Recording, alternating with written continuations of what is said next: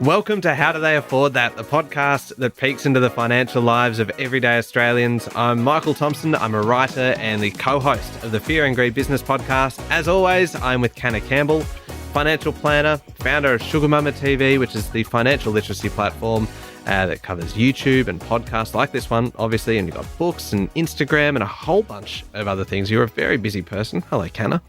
Good morning, Michael. How are you? I'm going okay. I'm looking forward to today's topic. So am I. Well, of course you are, because it's largely about you, in a way. Well, it's about my industry. Okay. It's kind of... Okay. I will give you that. It is about financial planning. And it's something that I think, bizarrely, I'm even getting questions about it now. And it's because we work together on this podcast and people listen to it and they go, how do I do it? How do I find a good financial planner? Which leads us into another question is, what is a good financial planner? Because we talk all the time about the need to get professional advice, and we start every episode with this disclaimer, a warning that what we talk about is kind of general in nature. Educational only. Exactly, and that you need to seek professional advice from someone who knows your circumstances, who is able to go through those circumstances and give you kind of tailored information. And in that is really the subject of today, how to find that person and what constitutes good advice. This is a pretty personal one for you, I would say. It is, yeah. Why? Can I start then with a personal question? Of course. Why did you want to do it? Why did you want to become a financial planner? It's a really interesting question. Okay. And this was, I guess, quite a life-changing moment in my life. So when I was at university, I didn't know what I wanted to do. And I was doing a Bachelor of Commerce, majoring in economics and marketing. And I actually had two jobs. So I was studying full-time and I worked for an IT company and doing telesales. And I also worked behind a bar. And I would make really good tips and I would work really long hours and I would finish work at sort of 3 o'clock in the morning. Yeah. And I would come home and put my tips into my bedside table and I lived at home. And then one day I was, I think, studying for an exam or doing an assignment, looking to procrastinate, decided, you know what, I've been putting all that cash into my bedside table and it's really starting to get like a lot of money. It's wasting a lot of space because it was all very small denominations, like $5 notes, $10. And so I decided, you know what, this is my 18-year-old brain at the time, went to the local bank, which wasn't my bank. It was actually my parents' bank. And this is before the Privacy Act came in. And I turned up with all this cash and I said, can I just get it put into $100 notes, please? Because it's taking up all this space in my bedside table. Yeah. Anyway, they looked at me weirdly and the money was really quite dirty because I'd been working in a bar and I'd come home filthy and sticky and smelling of cigarettes. The notes would have been so sticky. Yeah, it was disgusting. Yeah. And I'm not a smoker and it was just gross. That's why I just throw it into my bedside table. Yeah, they'll smell like Midori. And they, so I handed all this money over and they looked at me weirdly and they said to me, can we take a copy of your driver's license? And I was like, yeah, no problem. Didn't think anything of it. Anyway, got the notes converted into $100 notes, came home. A couple of hours later, my father came home and he's like, right, where's Canna? And I was like, oh, I'm in trouble. Anyway, marched up to find me and he's like, I've heard you've got a lot of money, a lot of cash. Like, where is it and how have you come up with this money? And I was like, well, it's my tip money. He's like, how much money are you making? I'm like, well, I've been working in the bar like over a year. I just didn't think much of it. He's like, okay, number one, if we get brokered into, that money is not insured. It's gone. Number two, why is it not invested? And I was like, what do you mean invested? And he's like, that money should be put away for your future. You should start getting your money working for you. So the next day, he took me to my bank. We deposited the money. And then as soon as it was deposited, it was invested. And then I got my first dividend check shortly after. And I didn't even understand what a dividend was. And I was like, what is this money? I was like, oh, this is really cool. My dad's like, back in those days, it was a check. And I was like, well, what do I do with it? I haven't done anything for it. I kind of felt this like, I need to work for money. And he's like, no, that's your passive income. And I'm like, well, what do I do with it? And he's like, well, you can spend it, but even better would be if you reinvest it. Because if you reinvest it, it might be a bigger check next time. And that was my aha moment. I was like, this is really cool. I haven't physically done anything. And I would work long hours. I'd be on my feet all day. I'd have people yelling and screaming and spitting all over me as they were asking for their Bacardi and Coke. And I loved it. And I was like, you know what? why doesn't everyone do this? It helps relieve the stress and pressure and know that you've got your money working for you. So I started investing at a young age.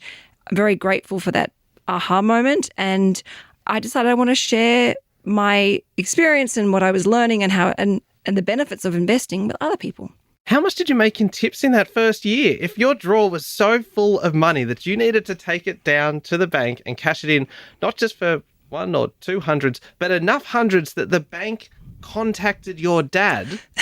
So, okay, just so you know, apparently large amounts of small denomination actually is a red flag to the bank that it's drug money. Oh. I promise you I wasn't dealing drugs.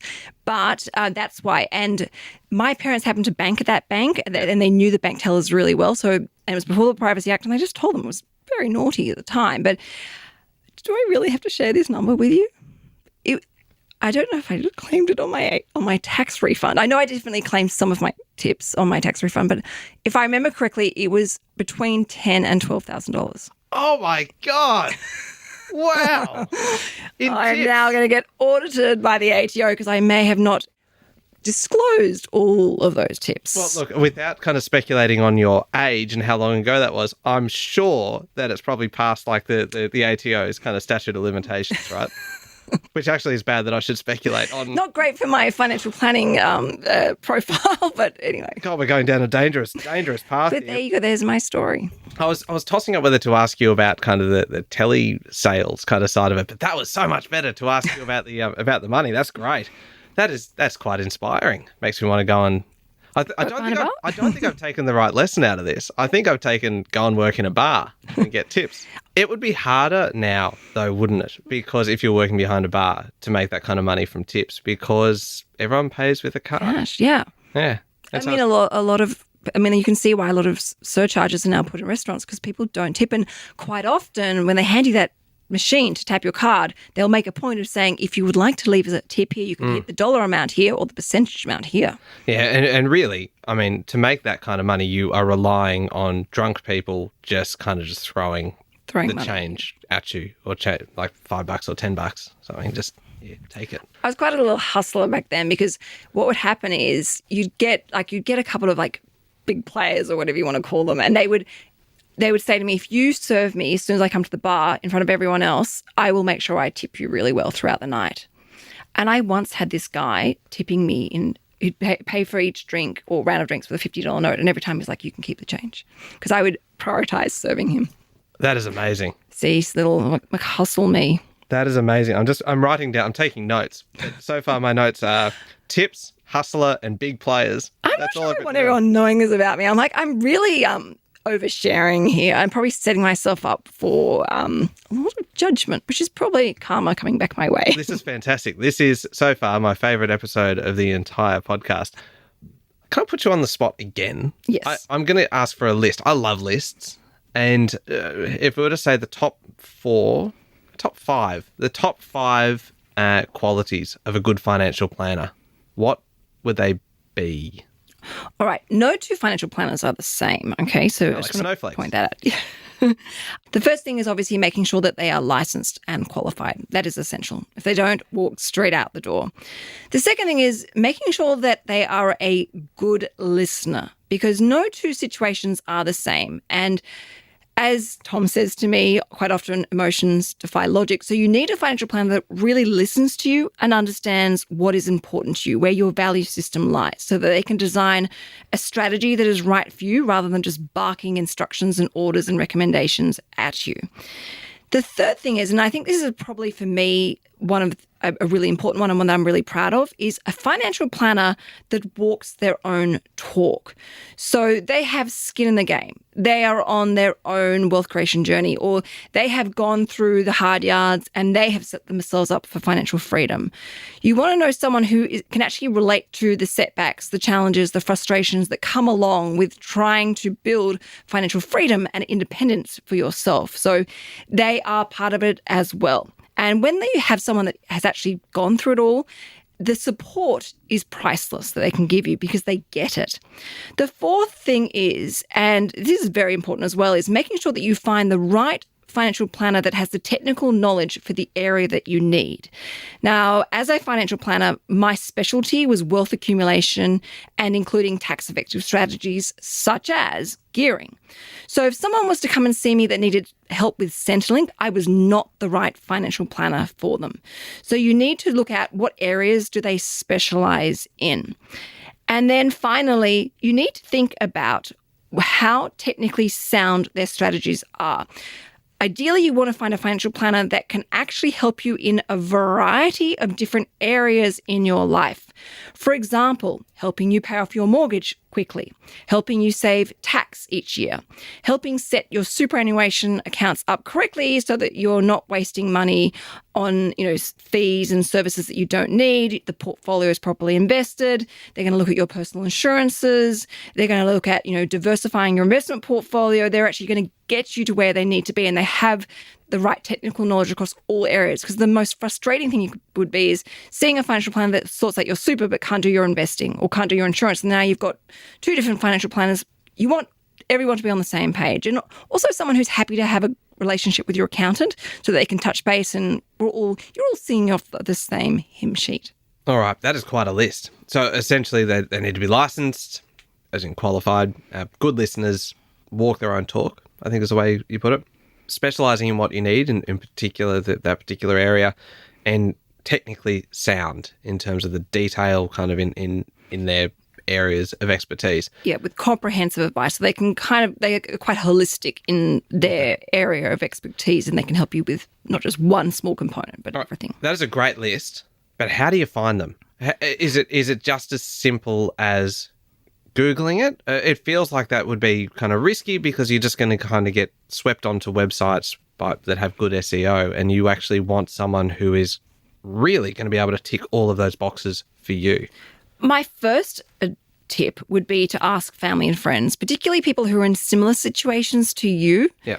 I wouldn't go and ask, I don't have a grandmother, but I would ask my grandmother for a financial plan because I'm going to get someone who specialises in aged care or, retirement and all that stuff. Yep. So I'd be asking my friends that are in similar financial situations to myself. Okay. Another great area is social media. A lot of financial planning firms are getting on social media and embracing that platform. And then, of course, I would recommend reading reviews. So jumping online and seeing what people have to say about their financial planner. And I wouldn't just interview one financial planner and stop there.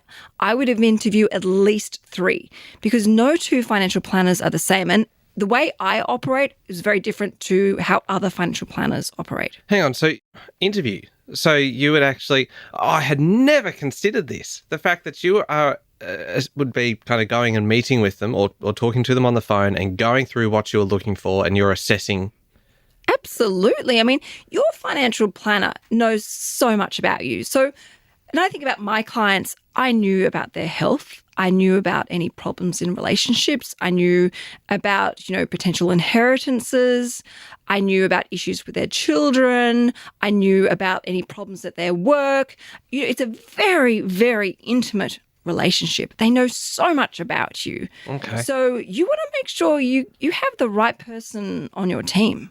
So working for you, and you're paying them good money. So absolutely, it is an interview. And a financial planner will expect that. They'll just go, okay, this is fairly normal. They're not going to get annoyed with you for just coming in and essentially kicking tires. A good financial planner will embrace all of the questions and will actually appreciate and respect that this person is serious and they're looking for the right person and that they want to work together as a team in helping them get ahead financially. If you are getting these cagey answers, I would be questioning the authenticity of that person. If all the answers are just like, oh yeah, we can help you with that. Exactly. Kind of of course, no financial planner can give you personal advice in that financial planning appointment. They need to do a statement of advice. So then you're not going to interview that financial planner and they give you all the nuts and bolts as to what to do. That they can't do that. Mm-hmm. It's a breach of their license. So they will talk to you about various options potentially, or they'll give you examples to help, or they'll talk about products and services that they can help you with, but they're not going to give you everything. And obviously that's their intellectual property as well, so that you need to pay for that. You mentioned that it's an investment, that you're paying good money for this. How much? How much would a good financial planner set you back, and acknowledging that it is an investment in getting good advice? It varies between financial planners, depending on where they are, their overheads, and of course the level of advice. So if you turn up to a financial planner's office and say, I just want my superannuation account sorted, nothing else, it's going to cost less than a comprehensive financial plan that encompasses all the nuts and bolts of your financial situation. As a very, very rough ballpark, you're looking at between $3,300 to $5,500, sometimes even more. And as a rough guide, I would charge around the 5.5 mark. Yeah. And is that then for the initial plan and everything, and then it's an annual fee of the same amount, essentially, or does it what's the structure? It does just continue on throughout the duration of the relationship? Absolutely. So the first fee is for the statement of advice, and that's, it's a 35-page comprehensive legal document explaining this is who you are, this is what you want, this is what you want to achieve by these dates, these are your risk profiles, and therefore this is what we recommend we do immediately, this is what we look at doing further down the track, and it's the roadmap to get you from A to B. Yep. And use your money efficiently and within the parameters of what you feel comfortable with. So it's a fee to get that statement of advice. And then some advisors do this, and I never did this, but they charge an implementation fee sometimes. Right. So that might be an additional one. I never did that. I just charged the SOA fee.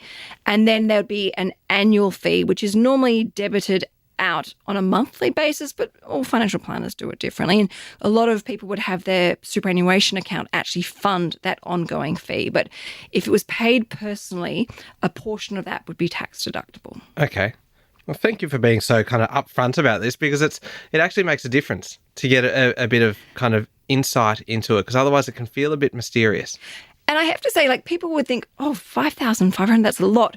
But if I told someone, I'm going to do a financial plan and I'm going to charge you this, but I'm going to show you how to save $20,000 a year off your home loan and pay off your home loan 5 years sooner. And I'm going to show you how to save $3,000 a year in tax. And I'm going to show you how to make sure that you can retire at the age you've told me on the income that you've told me you want. And I'm going to help you take some risk off your overall investment portfolio by properly diversifying. That $5,500 per annum fee or $8,800, whatever it may be, the value is quite often there. And I think people get stuck looking at that dollar figure and thinking that's a lot of money and then weighing it against the actual returns of the investment. So you've really got to look at what is the actual background value of that fee. How much is that advisor or financial planner going to help you? Okay. I want to talk to you. We might take a very quick break and we'll come back in a second. I want to talk to you about robo-advice, which sounds very kind of futuristic. But it is another kind of option within this space. And I think it's worth kind of delving into that one a little bit. We'll come back in a moment and do that.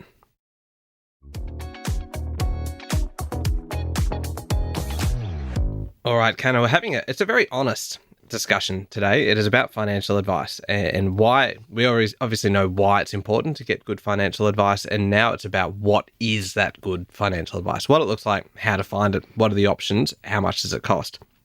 One of the options that you hear a little bit about, but always seems it probably just needs a bit of light on it, because there are some perceptions of robo-advice, of it being very impersonal and almost kind of like one size fits all. That's kind of the perception that I have. I'm guessing it's not the case. What exactly is robo-advice? So robo-advice is automated financial advice that you can get online, and you would enter in all your details such as your income, your assets, your liabilities, your goals. You'd even do a risk profile calculation online, and then it generates some personal financial advice for you based on that information using algorithms and digital technology. And I imagine, actually, considering how sensitive and intuitive algorithms are getting, I mean, we see that in everything. I mean, the targeting of, say, ads on Instagram is just so incredible. It's so specific that you would assume that the algorithms that are used for robo-advice would be getting quite specific and quite targeted and quite attuned to actually what you need. Look, I've never actually read a robo-advice statement of advice, but I've had some fairly in-depth conversations with someone who actually runs a robo-advice financial planning firm. And he assured me that they really do go into a lot of detail and consider lots of things. But obviously, the more information you can give, the better the advice will be, no matter whether it's a financial planner as a human or a financial planner as a computer. And so how do you do that? Is it entered via online? Is it all done online, I'm assuming? You would kind of answer online questionnaires and go through kind of your income, your assets, absolutely, your goals? Everything. And it would, you'd have to sit there and enter in everything. You'd want to make sure that obviously you enter everything in correctly, because you're the one who's got to check it, because the computer may not notice that, you've accidentally put in that you earn $100,000 when actually you earn $80,000 a year. You've got to be very careful with what you put in. Okay.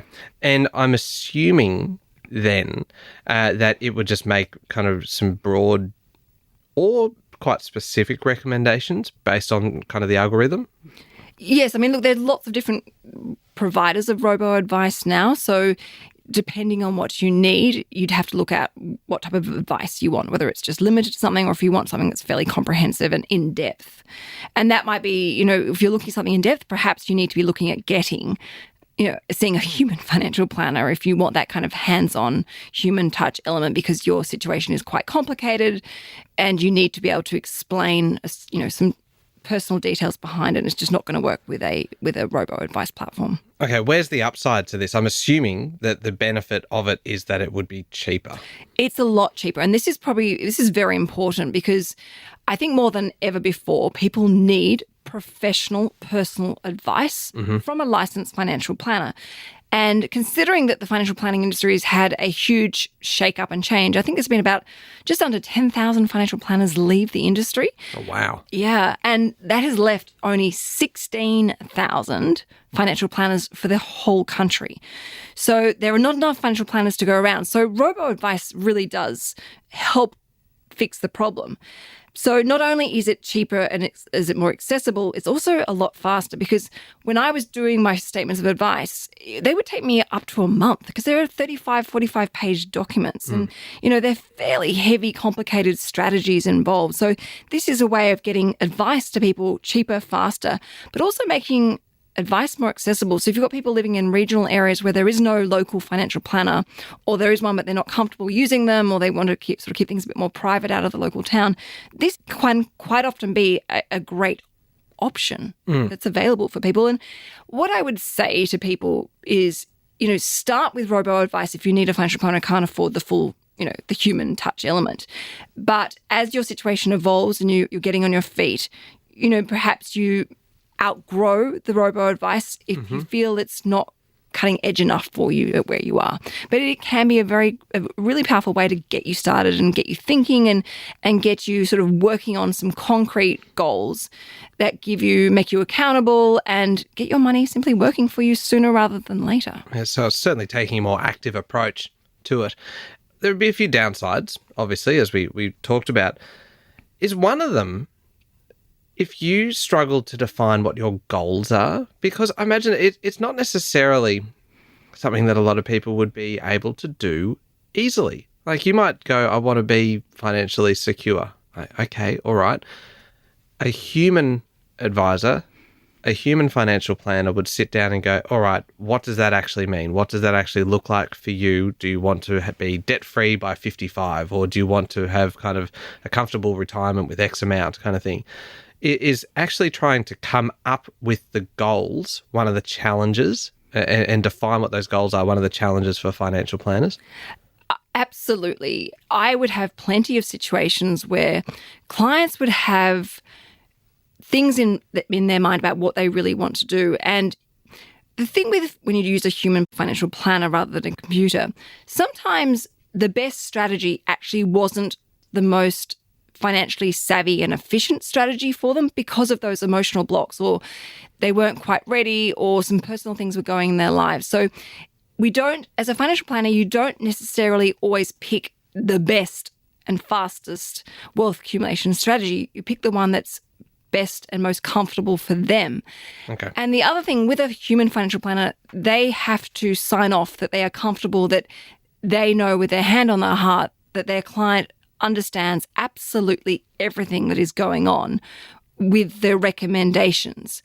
I do wonder how much people understand robo-advice, because you can't sit there and bounce questions off a computer screen going, well, what does this mean? What does that mean? What happens if this happens? How do I do this? How do I do that? Like there is that limitation of that. And that's why I sometimes say maybe it's something just gets you started and then further down the track you switch to a human. And yes, you need to take that into consideration.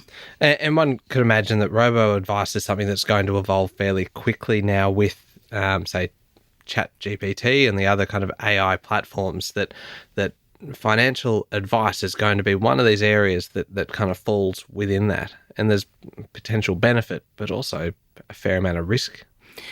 Exactly. And money it's a very emotional subject. Some people will not want, this option of robo-advice, and then some people will embrace it and love it and never look back, and it will maybe take them all the way through to their retirement planning and live out their golden years with thanks to cost-effective, accessible, fast and efficient robo-advice. I reckon you will have inspired a few people to get some advice today. And I mean that. It feels like it is just such a logical thing to do, to get that support, because and the earlier you can do it, the better, because you can set yourself up for life.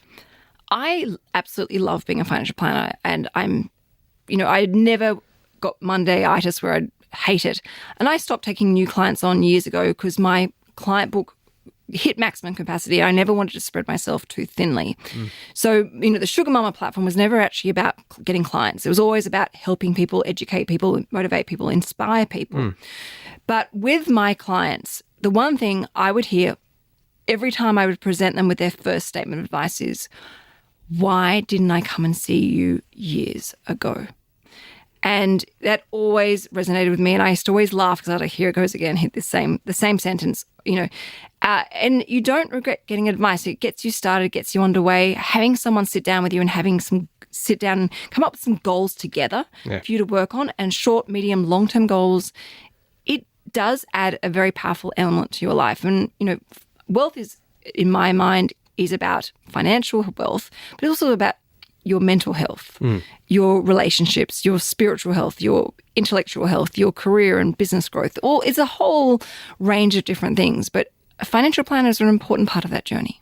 Okay, so you won't regret you won't regret getting advice. You may regret not getting the advice, and do it sooner rather than later. Look, a very quick summary, because that was a really good list, the 5 things that you should look for in a financial planner.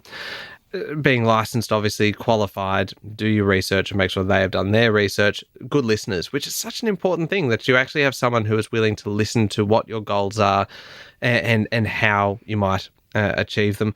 Someone who is walking their own talk and is technically sound in all of the areas that they say that they are able to kind of specialize in, and that 5th item, specializing in what you actually need, that you are finding someone who is kind of exactly right for you and for your goals and for what you might be looking to focus on. You find it by talking to people, asking family and friends and people in kind of similar situations, similar life stages. Look on social media, but it's a bit of I actually meant to ask you about this one. There's a lot of financial advice on social media, and it is a very risky thing. Yes, so that's why you want to steer clear of the finfluencers. Mm-hmm. Whilst they may create great content, sometimes they fail to disclose the risks, the consequences, the limitations of what they're talking about. And, ASIC is really clamped down on making sure that those financial influencers are aware of where the areas they are allowed to talk and where they're not allowed to talk. Yeah, and interview people. Interview the financial planners, potentially up to 3, at least 3. Oh, at least 3, yeah. No 2 financial planners are the same. And, that saying, you've got to kiss a few frogs or toads before you kiss your prince or princess. So, you need to shop. You need to shop around and don't feel pressure until you find the one. I loved how uncertain you were in using that phrase just then. It's not the catchiest kind of phrase when you're like, I don't know if I've got this quite right. And then obviously the cost, anywhere between, it does vary significantly from person to person, but it could be somewhere from kind of $3,300 to $10,000 kind of thing, Yeah. or more or less, depending on kind of whether it is a human financial planner, or then getting into kind of robo advice, that automated financial advice that you can get online, which is still based on the information that you put into it. So it's only going to be as good as what you put in. Yeah. The more information, the better. I can't stress that enough. Don't feel embarrassed or ashamed in handing over all that information. Don't hide the HEX debt or the credit card debt. Make sure you tell them. Yeah, it is cheaper. Robo advice is cheaper than human advice, but it is only as good as the program, and there is a limited range of services and really no human understanding in that. Really, do it. Just talk to someone. Get some advice. Is that really the moral of the story? Yes. Don't be one of those people that says, I wish I had done this years ago. Yeah. All right. And if people want more information, where do they find you? Definitely make sure you're following me on Instagram at Sugar Mama TV, because I also provide, as a financial planner, a range of different educational material around, investing, superannuation, insurances, budgeting, cash flow, debt reduction. And then, of course, every Monday morning, I publish a fresh podcast on Sugar Mama's Fire Play, where we talk about various different strategies, but we also share people's stories of people who've overcome amazing financial challenges and really rebuilt themselves. And it's really empowering stuff. And you can hear me every day with Sean Aylmer on Fear and Greed, Australia's most popular business podcast. And you can also buy my book if you want. It's a novel called How to Be Remembered, and you can get that from wherever you buy books. Thank you very much for listening to How Do They Afford That? Remember, please hit follow on the podcast. Leave us a review as well. Next week, we're doing something a little bit different, and I'm really looking forward to this. We are looking at tree changes and kind of the things you need to consider if you are looking at a move from, say, a city into a regional area, what you need to do, pretty much a checklist, basically, before you take the plunge. It should be a good chat. Don't miss it.